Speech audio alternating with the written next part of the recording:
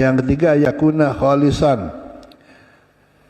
Debu yang digunakan itu tidak bercampur, betul-betul murni gitu 100%. La mukhtalitan bi ghairihi walau qalilan, tidak tercampur dengan benda lain sekalipun sedikit.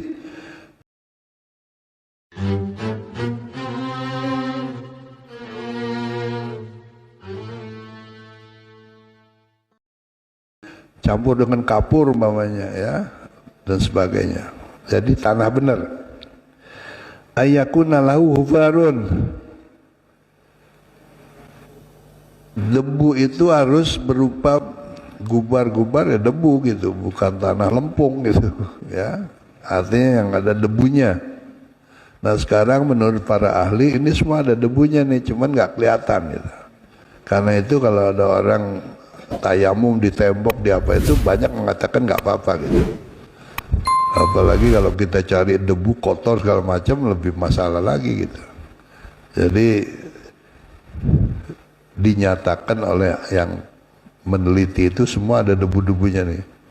Ya, cuman tebal tipisnya itu tidak masalah. Yang penting ada debu gitu loh. Ya. As-syartu tsani, tadi ada 7 syarat. Pertama harus pakai debu-debunya seperti itu tadi. Yang kedua al-yaqsidahu ay yaqsidat turab, yaitu betul-betul dia sengaja menggunakan debu itu gitu loh ya.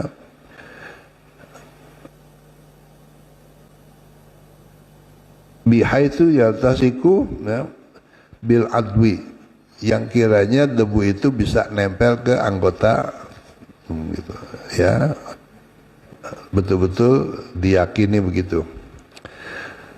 Asatu salis, yang ketiga ayam saha wajahu wadaihi bidarbataini. Caranya syarat tayamum itu adalah harus dengan mengusap wajahnya dan kedua tangannya sampai siku. Jadi anggota tayamum itu muka dan tangan. Kalau anggota wudhu 4, muka, tangan, kepala, terus kaki. Nah kalau tayamum enggak, cuman muka dengan tangan aja gitu. Bidor bata ini tapi dengan 2 kali tepokan. Jadi maksudnya ambil sekali buat buka gitu. Ya, kalau buat buka nggak apa-apa, masih pakai cincin. Gitu. Tapi kalau sudah yang kedua kalinya untuk tangan ini dilepas. Jam dilepas ya, dan itu nggak harus rata, yang penting udah diambil diusap gitu, udah ya. Terus yang kedua ambil lagi tangan kanan kita, dan sunnahnya harus tangan kanan dulu yang diusap.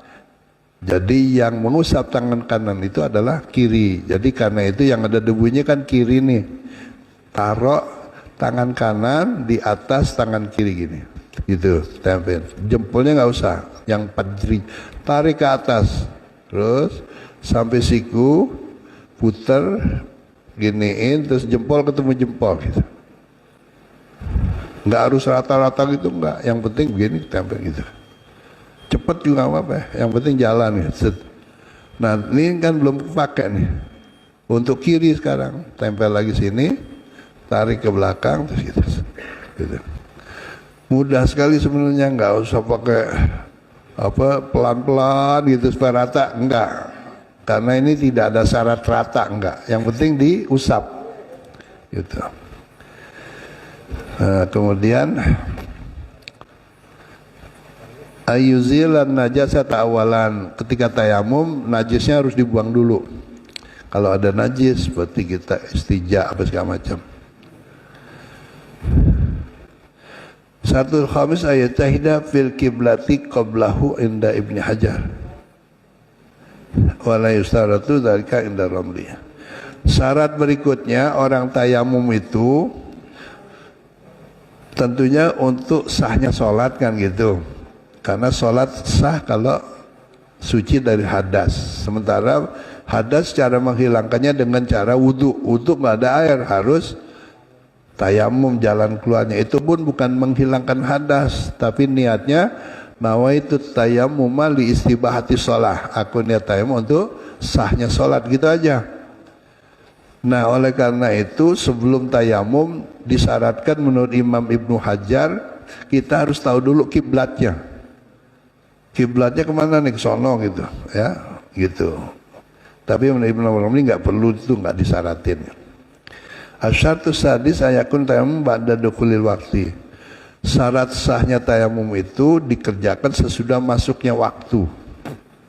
Zuhur jam 12, tayamum setengah 12 ya nggak sah. Gitu. Kalau Ibnu Hajar tadi mau tayamum sudah masuk waktu, harus tahu dulu kiblat sholatnya kemana gitu.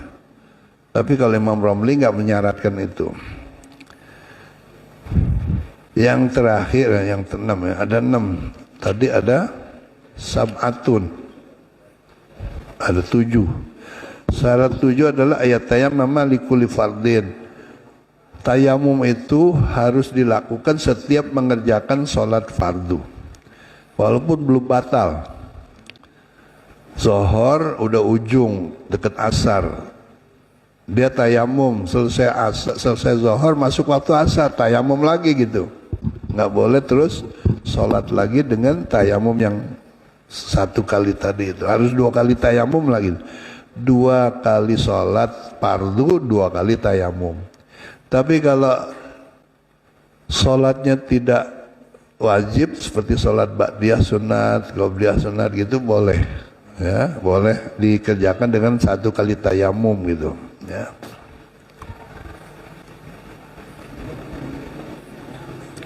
Demikian hadirin, nanti kita bahas lagi furudut tayamumi wa sunanuhu, yaitu tentang fardu-fardunya tayamum atau rukun tayamum lah gitu.